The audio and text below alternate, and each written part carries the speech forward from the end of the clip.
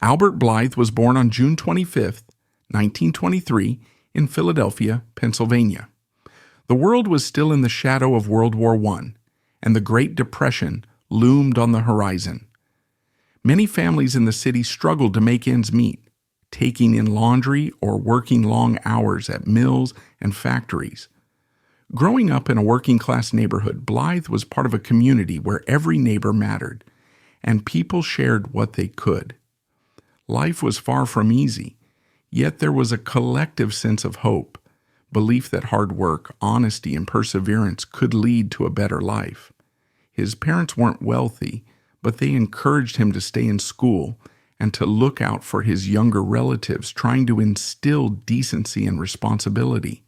By the late 1930s, with troubles brewing in Europe and Asia, young Albert showed a knack for tinkering with radios and any mechanical odds and ends he could find. He was a quiet boy, polite and unassuming, but those closest to him noticed a fierce loyalty to friends and family. If a classmate got into trouble at school, Blithe would be the one to help them with homework or quietly defend them when no one else would. Though he wasn't particularly athletic, he loved reading adventure novels and gazing at newsreels about far-flung places. He once wrote a short school essay about wanting to see the world, maybe join the Navy. However, war soon escalated, and the call to service became inescapable for young men across America. When the Japanese attacked Pearl Harbor in December 1941, the course of Albert Blithe's life changed forever. He enlisted in the Army in August 1942, opting for a branch that seemed exciting and new, the paratroopers. The 101st Airborne was looking for volunteers, men who were not afraid to leap out of aircraft into enemy territory. Part of him must have loved the challenge. Another part, as he later hinted in letters, was simply determined not to be left behind or seen as uncommitted. Perhaps, too, he just wanted to prove to himself that he could muster the nerve to jump from an airplane at night, trusting the parachute on his back.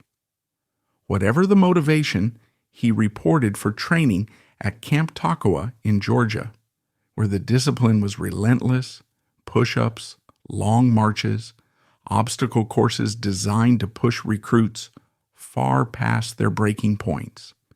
Despite the intense physical rigors, the truly demanding part was mental. The instructors hammered home that a paratrooper had to think clearly under pressure and rely on his squad-like family. Blithe was quiet, but he never quit, even when exhaustion and self-doubt gnawed at him. Graduating from Toccoa, Blithe went on to earn his jump wings, an accomplishment that both excited and unsettled him. He'd worked so hard to get there, forging friendships with men like Richard Winters, Carwood Lipton, and others who would soon become part of Easy Company, 506th Parachute Infantry Regiment. Still, in personal notes to his sister, he confessed a lingering uncertainty. "I'm not a hero," he wrote. "I'm just doing what we all have to do. If I think too long, I get scared, but I'll try to do right by my buddies." That heartfelt humility would stay with him his entire life. In June 1944, the Allies launched Operation Overlord, the massive invasion of Normandy. Paratroopers from the 101st and 82nd Airborne Divisions were dropped behind enemy lines the night before D-Day, tasked with securing roads, bridges, and strategic positions that would help the invasion forces landing on the beaches. The jump itself was chaotic. C-47 planes roared through skies thick with flak. Men bailed out in darkness, sometimes landing miles from their designated drop zones. Blithe, like many of his fellow troopers, spent much of that first night disoriented in the French countryside. The stories from that jump vary. Some men recall him landing alone in a pasture, uncertain of where he was or which direction to head. Others remember hearing his voice as they gathered near a hedgerow, trying to piece together a makeshift squad. In the days immediately following, Blithe experienced the intense combat around Currahee, where the 100 first fought to connect the Utah and Omaha beachheads into a continuous front. It was here that he faced a personal battle with fear. The swirling confusion of mortar blasts, snipers, and machine gun fire made it almost impossible to know who was alive, who was wounded, or whether he would survive the next few seconds. At one point, according to accounts by his comrades, Blithe was so overwhelmed that he momentarily froze. It wasn't cowardice. Many men were paralyzed by fear in those circumstances, but it deeply affected him. In fact, diaries and letters from other Easy Company members mention Albert's struggle to hold himself together. Yet ironically, it was in that same environment that he found the courage to help a wounded friend. The event is rarely highlighted in official histories, but it stands as a testament to the complicated reality of being both terrified and heroic within the same heartbeat. During the fight for Currahee, Blithe was wounded. Different reports give slightly different specifics. Some say a sniper's bullet caught him in the neck. Others claim it struck near his shoulder. Whichever it was, the injury was serious. For a long time, an erroneous rumor even circulated that he died of these wounds in 1948. The truth is, he survived and spent weeks recovering. While he rested in an Army hospital, he wrote letters home, describing the pain, the sense of guilt at leaving his buddies behind, and the humiliation he felt at having been overcome by fear. "I wish I were braver," he wrote in one letter. "Sometimes it seems like the others don't feel it as I do, but I have to keep trying, for their sake and mine." That frank admission captures the emotional complexity many soldiers faced, especially paratroopers thrown into the fiercest battles. Blithe eventually rejoined Easy Company in time for later actions, including the Bitter Winter campaign in Bastogne during the Battle of the Bulge. In those freezing snow-covered forests, men faced not only the might of a German counterattack, but also the agonies of frostbite, hunger, and constant shelling. Many describe Bastogne as a waking nightmare. Blithe, however, seemed more certain of himself by then. Accounts from fellow soldiers suggest he was steadier, more assured, as if surviving Normandy had somehow given him a new lease on courage. He took part in holding the line, enduring nights so cold that men had to pry frozen weapons out of their own hands at dawn. The 101st famously held Bastogne, and the experiences there deepened the bonds among the men. For Blithe, it was another testament to resilience, proving to himself that fear could be overcome by duty to his brothers in arms. When the war in Europe ended in May 1945, Blithe was among those who marched into Germany, taking in the surreal sight of a defeated, war-torn land. He visited concentration camps that had been liberated, witnessing horrors he could scarcely process.